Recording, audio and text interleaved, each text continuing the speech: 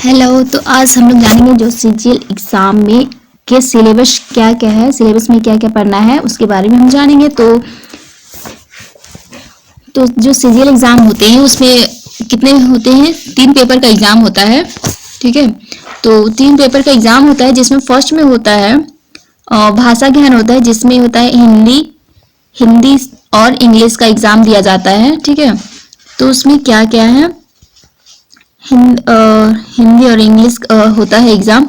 और पत्र 1 में वही हो गया, पेपर 1 में तो हिंदी भाषा में क्या क्या पढ़ना होता है। ठीक है, जो उसमें आ जाता है हिंदी अनुच्छेद पर आधारित प्रश्न, यानी फर्स्ट हिंदी में अनुच्छेद आता है और जो दूसरा होता है वो व्याकरण आता है। ठीक है, अनुच्छेद और व्याकरण आते हैं दोनों।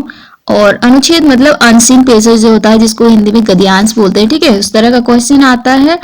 और इंग्लिश में भी सेम उसी तरह है, अनुच्छेद आता है और दूसरा अंग्रेजी। ठीक है, इंग्लिश मतलब ग्रामर आता है, अनुच्छेद आता है और ग्रामर आता है।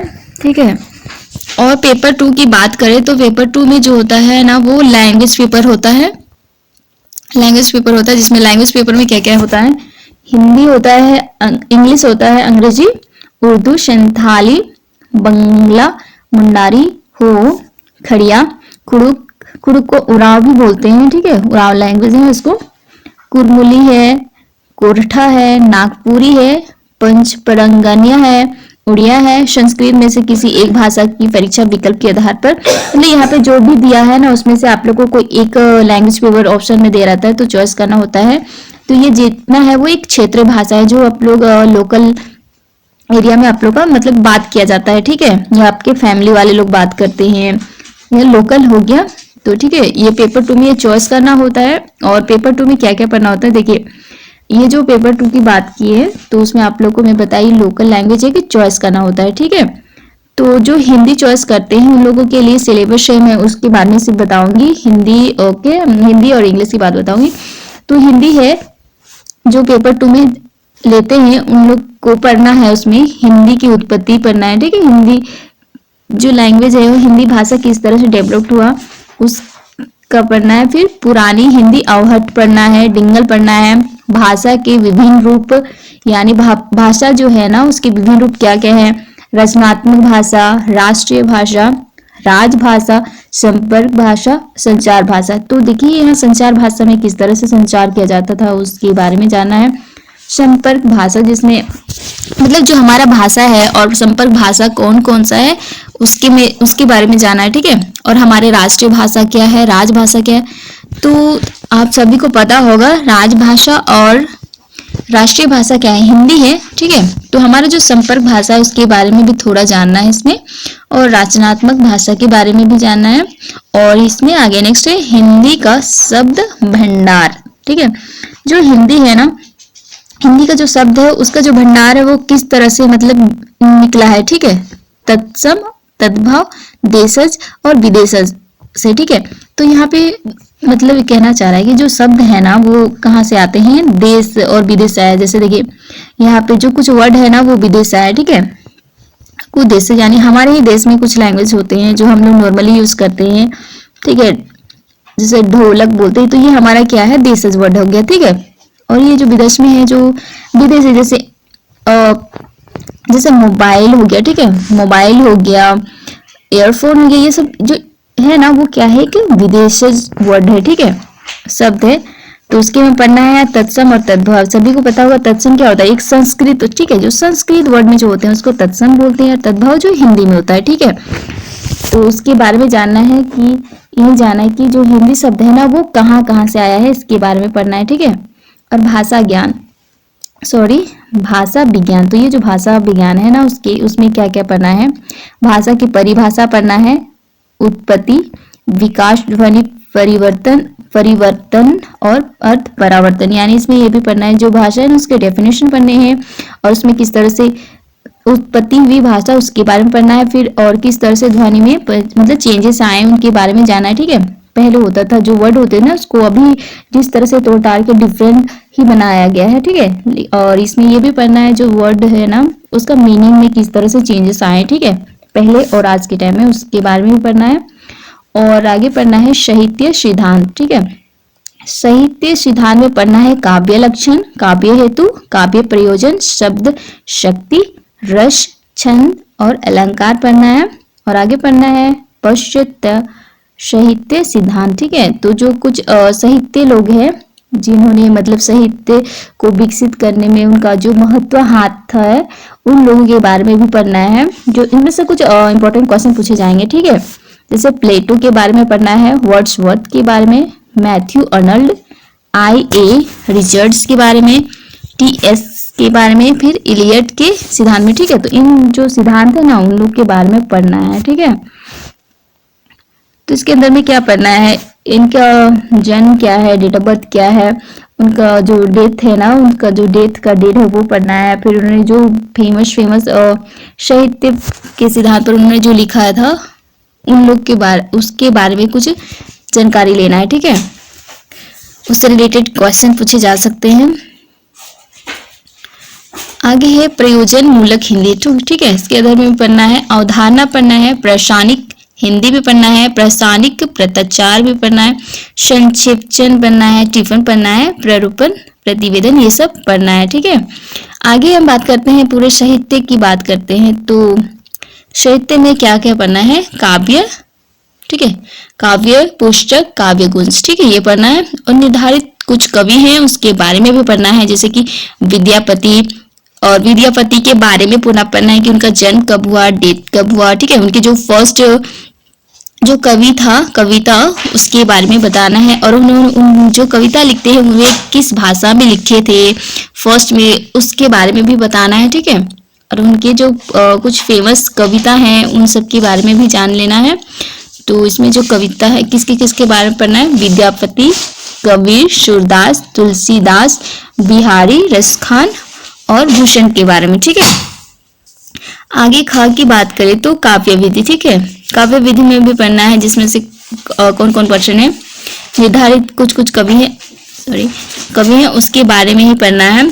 जैसे कि भारतेंदु है, भारतेंदु हरिश्चंद्र के बारे में पढ़ना है, और उसके कुछ कविता हैं उसके बारे में पढ़ना है। ठीक है, मैथिली शरण गुप्त के बारे में पढ़ना है, सूर्यकांत त्रिपाठी निराला के बारे में, सुमित्रा नंदन पंत के बारे में, महादेवी वर्मा के बारे में। तो जो महादेवी वर्मा है उन्हें क्या कहा जाता है वो आप लोग सभी को पता ही होगा। ठीक है, इसे आज के आधुनिक के क्या कहा जाता है वो भी आप लोग पता होगा।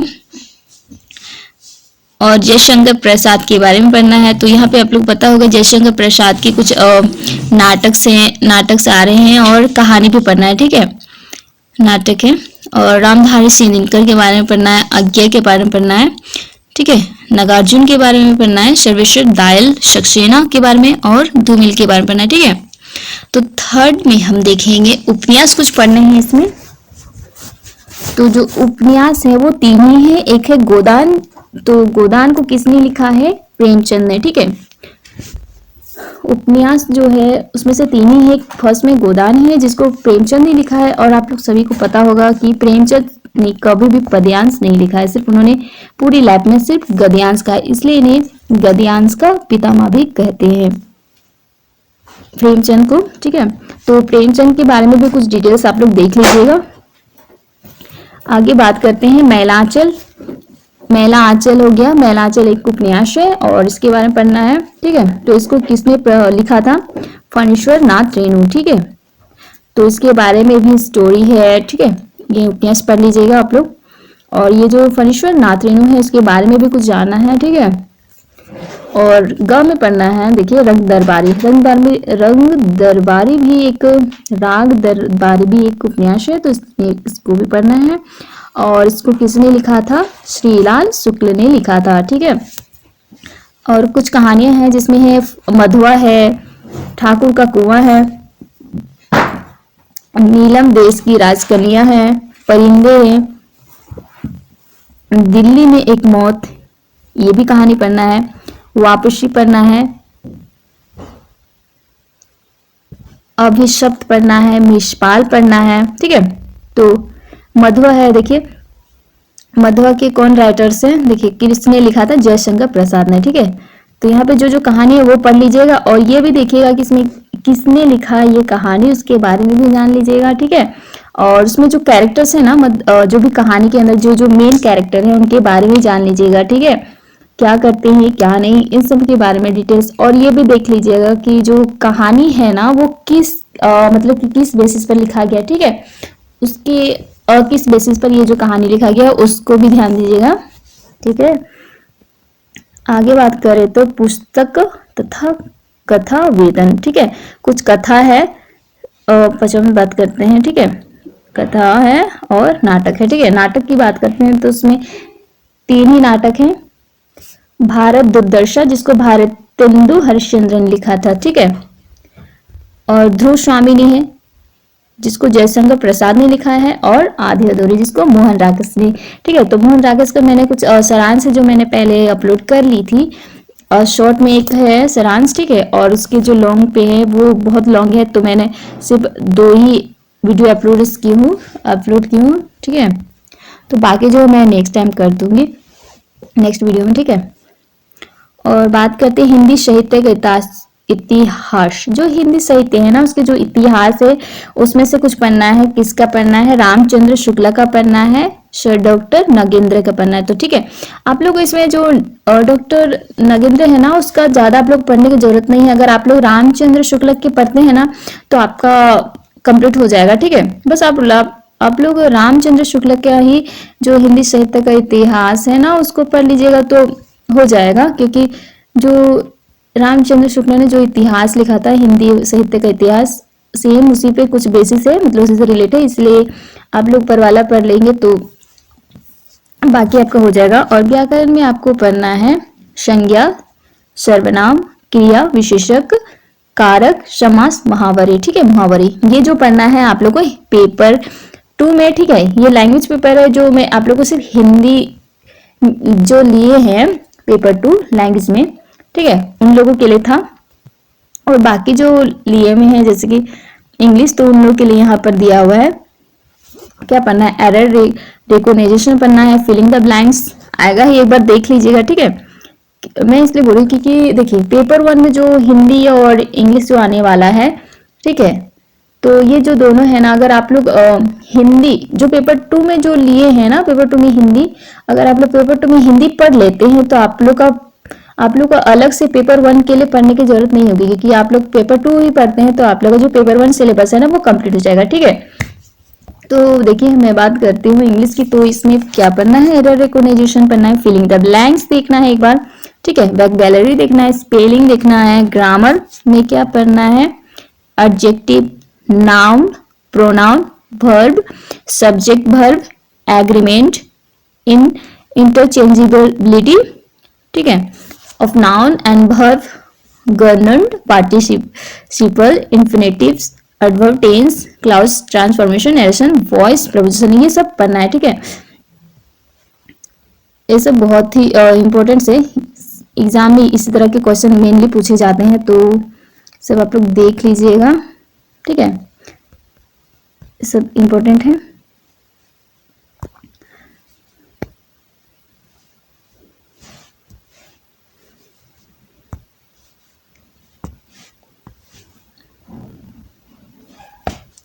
इस तरह के क्वेश्चन आते हैं, ठीक है।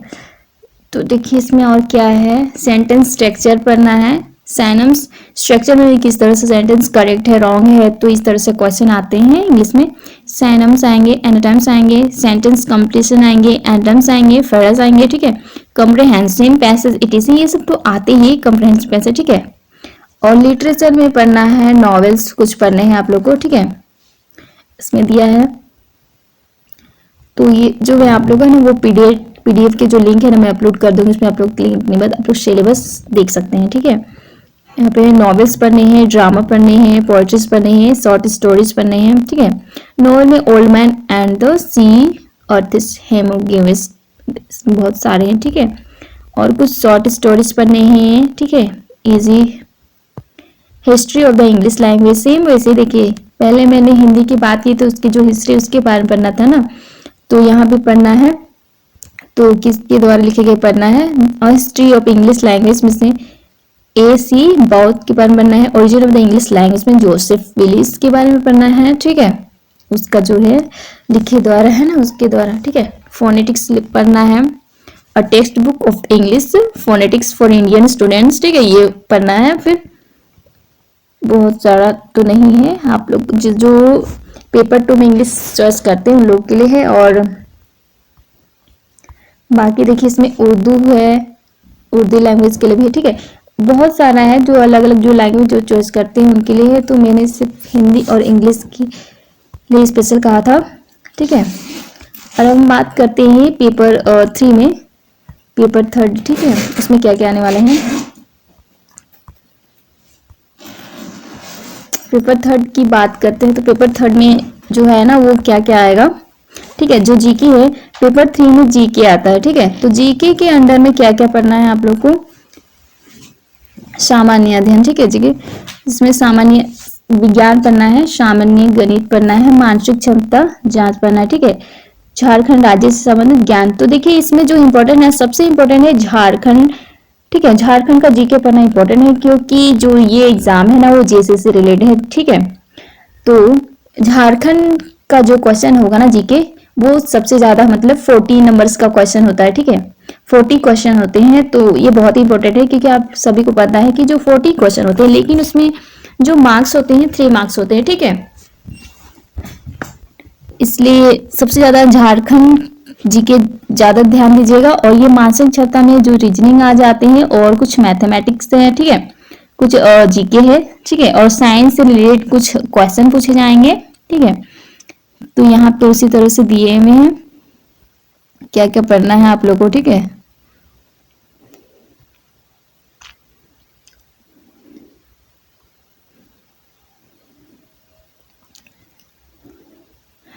तो आप सभी को पता ही होगा कि क्या क्या पढ़ना है, ठीक है।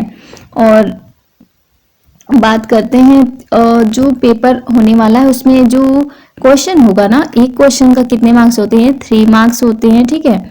और उसमें अगर आप रॉन्ग करते हैं तो आपका जो 1 मार्क्स है ना वो कट हो जाएगा, ठीक है। तो देख लीजिएगा, आप लोग अच्छे से प्रिपेयर कीजिएगा। मैंने आप लोग को ये जो सिलेबस बताई में क्या क्या है हिंदी और इंग्लिश की मेन, और पेपर 1 और पेपर 2 में क्या आएंगे, तो इसके जो पीडीएफ है ना उसके लिंक मैं अपलोड कर दूंगी यूट्यूब मेरे चैनल में, तो आप लोग देख लीजिएगा, ठीक है। तो हमारा वीडियो इतना ही तक था, हम इस फिनिश करते हैं।